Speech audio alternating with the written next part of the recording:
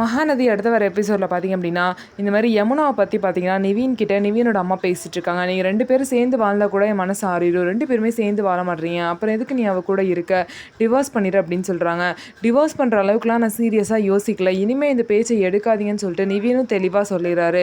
இதுக்கப்புறம் பார்த்தீங்கன்னா யமுனா வந்து பார்த்தீங்கன்னா அவங்க அம்மா வீட்டுக்கு போகிறாங்க. அங்கே போயிட்டு கங்கா கிட்ட என்ன பேசுகிறாங்க அப்படின்னா, வீடை விற்கிற பற்றி பேசலாமாக்கா, நீயும் பேசு, நானும் உனக்கு சப்போர்ட்டுக்கு பேசுகிறேன், அப்போ தான் அம்மா ஒத்துக்கும் அப்படின்னு சொல்லிட்டு யமுனா வந்து சொல்கிறாங்க. அதே மாதிரி கங்காவும் யமுனாவும் பார்த்தீங்கன்னா அவங்களுக்குள்ள கஷ்டத்தை சொல்லி இப்போதைக்கு எங்களுக்கு வீடை விற்று காசு வந்தால் கொஞ்சம் நல்லா இருக்கும் அப்படின்னு சொல்லிட்டு 2 பேருமே சொல்கிறாங்க.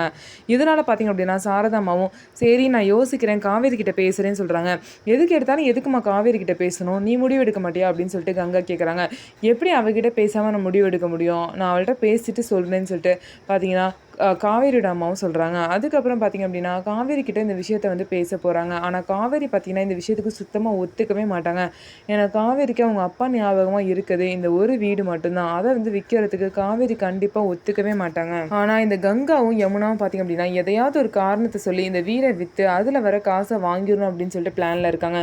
யமுனா பார்த்திங்கன்னா அந்த காசு வந்ததுக்கப்புறம் அதை நிவீனுக்கு வந்து பிஸ்னஸ்க்கு ஹெல்ப் பண்ண கொடுக்கலாம் அப்படின்னு சொல்லிட்டு நினச்சிட்டு இருக்காங்க. ஆனால் கண்டிப்பாக அதை நிவீன் வாங்கவே மாட்டார்.